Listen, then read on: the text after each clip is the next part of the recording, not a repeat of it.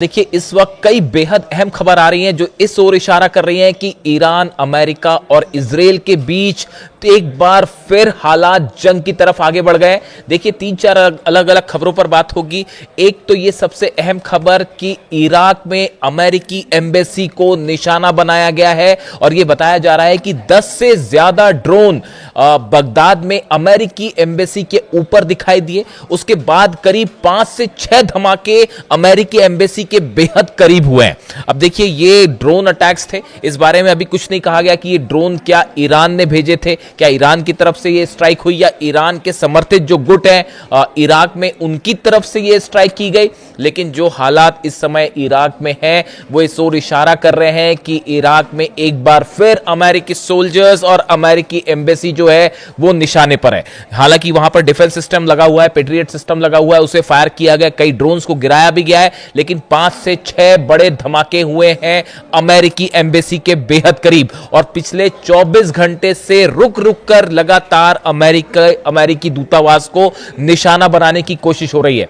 देखिए हालात इराक में जैसे वो आप जान ही रहे, वहां पर पूरी सत्ता जो है, पूरा पावर स्ट्रगल दो भाग में है। एक ईरान के समर्थित गुट है और दूसरे वो कुर्दिश लड़ाके हैं, वहां की गवर्नमेंट है। और लगातार अमेरिका के दबाव में इराक की गवर्नमेंट ये कोशिश कर रही है कि जो ईरान से समर्थित गुट हैं उनके हथियार रखवा लिए जाएं, उनके ऊपर छापेमारी की जाए, तमाम इस तरह का एक्शन जारी है। इस बीच अमेरिकी एम्बेसी को निशाना बनाया गया, 5-6 धमाके हुए, ये एक पहली खबर। इसके अलावा इजराइल में बेहद रहस्यमय तरीके से लगातार धमाके जारी हैं। देखिए हाइफा में एक गाड़ी फटने की तस्वीर सामने आई है, वहां एक कार में जबरदस्त ब्लास्ट हुआ। उसके बाद हाइफा में वहां पर जहां ब्लास्ट हुआ उसके आसपास कई वाहन खड़े हुए थे जो आग की चपेट में आ गए। जाफा और होलोन में आपने देखा कि 48 घंटे पहले करीब जाफा और होलोन में भी इसी तरह से कार में धमाके हुए थे। इसके पीछे कौन है अभी ये साफ नहीं है, लेकिन ये बड़े रहस्यमय तरीके से इजराइल में धमाके हुए हैं। इसे लोकल गैंग वॉर भी माना जा रहा है, बट इसके अलावा भी इसके कई एंगल हो सकते हैं जिसको लेकर भी जांच जारी है। यानी अमेरिकी दूतावास को हमला पर निशाना साधा गया इराक में, इजराइल में हाइफा में धमाके होते हैं, पहले जाफा और होलोन में धमाके हुए थे। इसके अलावा देखिए ईरान से बेहद अहम खबर आई है। ईरान में परमाणु वैज्ञानिक इब्राहिम हुसैन की हत्या कर दी गई है। देखिए ये चौथी घटना ऐसी है जो पिछले 24 से 48 घंटे के दौरान ईरान में हुई है। इब्राहिम हुसैन जो है वो ईरान के न्यूक्लियर साइंटिस्ट थे और ईरान के न्यूक्लियर प्रोजेक्ट्स में उनका अहम रोल था, उनकी हत्या की गई है। इसके पहले देखिए कल ही हमने आपको इस बात का जिक्र किया था कि आईआरजीसी के नेवी से जुड़े कमांडर हैं अकबर जादे, इनकी बेहद रहस्यमय तरीके से मौत होती है, इनकी गाड़ी पलट जाती है और जो सर्कमस्टेंशियल एविडेंस है वो इस ओर इशारा कर रहे थे कि इनकी हत्या की गई है। और उससे ठीक पहले यानी कि 29 जून को जो है वो 2 आईआरजीसी के अधिकारियों की गोली मारकर हत्या कर दी गई। यानी एक बड़ा कोवर्ट ऑपरेशन ईरान में शुरू हो चुका है। मोसाद की तरफ से मोसाद के एजेंट्स ये हमला करवा रहे हैं, इस तरह की खबरें हैं। ईरान ने हाल ही में कई बड़े एक ग्रुप था मोसाद एजेंट्स का जो एंटर करने की कोशिश कर रहा था ईरान में, उसको पकड़ा गया है, इस तरह की भी खबर आ रही है। ये मूवमेंट भी इराक और ईरान बॉर्डर पर हुआ है। और इस बीच देखिए लगातार यानी 48 घंटे में 4 बड़े अधिकारियों की ईरान में हत्या कर दी गई है, इस तरह की खबरें हैं। अब देखिए आप हालात कैसे हैं। इराक में अमेरिकी एम्बेसी पर हमला होते हैं, इजराइल में लगातार धमाके हो रहे हैं, ईरान में जो है वो 4 बड़े अधिकारियों की, एक न्यूक्लियर साइंटिस्ट हैं, इनकी जो है इनकी हत्या हो जाती है। आप देखिए लगातार गजा में हमले हो रहे हैं। गजा में हमास से जुड़े कमांडर को मिसाइल से टारगेट करके धमाका किया गया जिसमें मौत हो गई है कई लोगों की, इस तरह की खबरें सामने आ रही है। लेबनान में लगातार हमले जारी हैं, सीरिया में लगातार हमले जारी है। यानी एक बार फिर इजराइल ने अपने सारे फ्रंट्स खोल दिए हैं। ये डेवलपमेंट पिछले 2 दिन के अंदर का है। इसी बीच नेतन्याहू का लेटेस्ट जो बयान सामने आया है, उन्होंने कहा है ईरान और ईरान के जितने सहयोगी हैं वो हुती, हमास और हिजबुल्लाह की बात कर रहे हैं, सबसे जंग अभी बाकी है। ये बयान नेतन्याहू का आया है। उन्होंने कहा है कि ईरान के जितने प्रॉक्सीज हैं वो प्रॉक्सी वर्ड का इस्तेमाल करते हैं, ईरान के जितने प्रॉक्सी संगठन हैं, हमास, हुती, हिजबुल्लाह, इन सब को हम खत्म कर देंगे।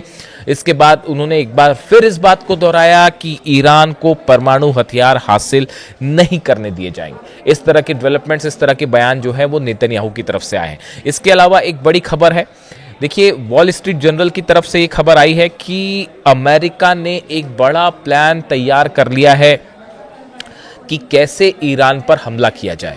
और जो वॉल स्ट्रीट जर्नल की तरफ से खबर है कि Dan Caine joint chief of staff है, उनसे और पीट हेग्सेथ से डोनाल्ड ट्रंप ने मुलाकात की है। और शायद एक बात दोहा में देखिए बातचीत किस लेवल की हो रही है, डायरेक्ट बातचीत तो कोई हो नहीं रही, हालांकि दोनों देशों के रिप्रेजेंटेटिव हैं वहां पर। दोहा से क्या निकल के आएगा क्या पता, कुछ कहा नहीं जा सकता। मतलब ये मान के चल रहा है, खुद ईरान ये मान के चल रहा है कि सिर्फ 20% संभावना है कि ये एमओयू आगे बढ़ सकता है। जो लेटेस्ट खबर आई है ईरान से, ईरान के जो अधिकारी हैं खास तौर पर आईआरजीसी से जुड़े, वो ये मान के चल रहे हैं कि सिर्फ 20% चांसेस है कि एमओयू और बातचीत सफल हो पाएगी और 80% संभावना है कि एक बार फिर जंग होगी। और इस जंग के लिए ईरान ने बड़ी तैयारी शुरू कर दी। बताया जा रहा है कि हाल ही में जो 40 दिन की जंग हुई सीजफायर के पहले, इससे बड़ी तैयारी में ईरान जुट गया है। खास तौर पर इजराइल को लेकर बताया जा रहा है कि इजराइल की तरफ से हमले हो सकते हैं। इस तरह की खबरें हैं। देखिए जो बयान आए, देखिए जो इजराइल के डिफेंस मिनिस्टर हैं, ये इनका कल जो बयान आया था, इन्होंने कहा था कि हम 24 घंटे में ईरान पर हमले के लिए हम तैयार हैं। इजराइल कार्ड्स जो रक्षा मंत्री हैं उनका बयान आया था। उसके अलावा आप देखिए जो बयान आ रहे हैं खास तौर पर दोहा को लेकर या जो एमओयू है इसको लेकर, इसके इनमें जो बयान आए हैं, इसमें एक तरफ मार्को रूबियो अमेरिका के विदेश मंत्री, इनका जिस तरह से खाड़ी देशों का दौरा हुआ और इन्होंने बहरीन में जो बयान दिया, और बहरीन में इनके साथ जो बाकी खाड़ी देशों के विदेश मंत्री थे, उनका ये कहना कि हॉर्मुज में किसी भी तरह का स्थिति में परिवर्तन स्वीकार नहीं किया जाएगा, ईरान को किसी कीमत पर हम यहाँ से किसी तरह का टैक्स या किसी तरह का चार्ज नहीं लेने देंगे। ये वो बयान है जो इस ओर इशारा कर रहे हैं कि अमेरिका खाड़ी देशों को अपने साथ लाने की एक बड़ी कोशिश कर रहा है, जिसका असर ओमान पर भी देखने को मिला। ओमान ने जिस तरह से एक हॉर्मुज में नया रास्ता बनाने की कोशिश की और वहां से जहाज निकालने की कोशिश की, और उसके बाद आईआरजीसी ने हमले किए वहां पर अलग अलग 3 जहाजों पर। अभी एक और लेटेस्ट खबर है कि एक और जहाज पर हमला कर दिया गया है, उसकी डिटेल सामने आएगी तो मैं आपको बताऊंगा। जो खबरें आ रही हैं हॉर्मुज में, वहां पर एक और जहाज जो कि बिना ईरान की सेना के संपर्क के पार करने की कोशिश में था, उस पर हमला कर दिया गया। इस तरह की खबरें हैं। तो ईरान ने हमले शुरू किए, उसके बाद ये नए रूट वाली स्थिति जो है वो फिलहाल रुक गई है और एक बार फिर जहाज वहां से ईरान की परमिशन के साथ ही निकल पा रहे हैं, यानी हॉर्मुज पर अपना कंट्रोल ईरान ने फिर साबित कर दिया है।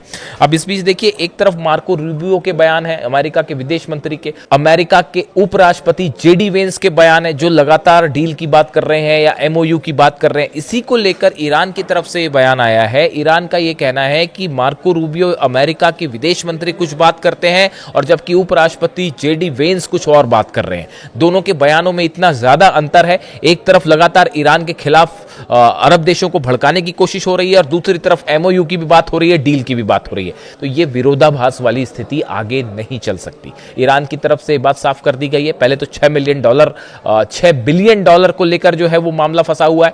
ईरान की तरफ से बात कही गई कि आप पहले ये अमाउंट हमारा रिलीज करिए, उसके बाद ही आगे बात बढ़ेगी।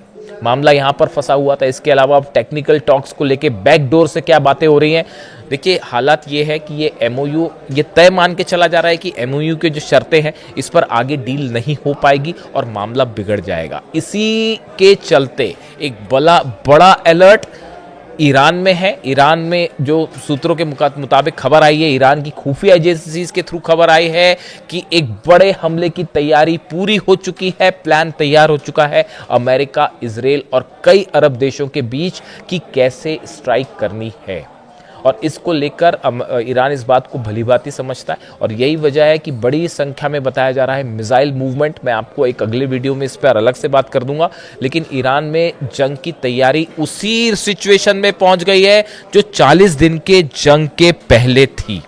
और अब हालात ये है कि भले दोहा में बातचीत हो रही है, लेकिन ये मान के चला जा रहा है कि किसी भी पल अली खामनेई साहब का जो है वो जनाजे वाला पूरा कार्यक्रम जो है वो 9 जुलाई तक चलना है। क्या इस बीच ही किसी तरह की कोई स्ट्राइक देखने को मिल सकती है? या इसके बाद किसी तरह की कोई स्ट्राइक देखने को मिल सकती है, ये ऐसे तमाम कयास है। लेकिन जो हालात बता रहे हैं इजराइल की तरफ से, जिस तरह से हमले हो रहे हैं और इजराइल के जो फाइटर जेट्स का मूवमेंट देखने को मिल रहा है, B2 बॉम्बर्स का भी देखिए, ये बड़ी अहम डेवलपमेंट है। ये B2 बॉम्बर्स मैं आपको पिछले वाले वीडियो में मैंने आपको बताया था, जब पिछली बार जंग हुई थी तब भी मैंने आपको ये बात कही थी कि अमेरिका किसी भी बड़े स्ट्राइक के पहले अमेरिका के एयरक्राफ्ट कैरियर से मूवमेंट ज़रूर होता है। वहाँ से F-18 hornet jet, F-16 jets जो हैं, F-15, ये टेक ऑफ ज़रूर करते हैं और एक वॉर ड्रिल की प्रैक्टिस ज़रूर होती है जो शुरू हो चुकी है। जॉर्ज W बुश जो एयरक्राफ्ट कैरियर है अरब सागर में मौजूद है और जहाँ से लगातार अमेरिकी सेना ये वॉर ड्रिल में जुटी हुई है। इसके अलावा दूसरी बड़ी खबर है B2 बॉम्बर्स को लेकर, एक बार फिर ईरान के आसपास B2 बॉम्बर्स का प्रेजेंस देखने को मिल रहा है। ये दूसरा बड़ा डेवलपमेंट है। देखिए, दो चीजें एक साथ नहीं हो सकती। अगर आप ईरान के साथ बातचीत करेंगे, अगर आप ये चाहते हैं कि कोई लंबी डील हो, शांति रहे, तो ऑब्वियस सी बात है कि ये ऐसे सिचुएशन में नहीं हो सकता कि आपके B2 बॉम्बर्स भी फ्लाई कर रहे हैं, आप जो एयरक्राफ्ट कैरियर से चीजें फ्लाई कर रही हैं, आपके फाइटर जेट्स फ्लाई कर रहे हैं, और साथ ही आपने बड़ी संख्या में रिफ्यूलिंग टैंक्स मंगवा लिए हैं। सोल्जर्स के आसपास, ईरान के आसपास सोल्जर्स बढ़ा लिए गए हैं। ईरान को घेरने की बड़ी तैयारी है। और देखिए, काफी समय तक खामोश रहने के बाद एक बार फिर नेतन्याहू की तरफ से इस तरह के बयान सामने आने लगे हैं कि हम जंग को तैयार हैं। उनके डिफेंस मिनिस्टर कह रहे हैं कि हम जंग करेंगे।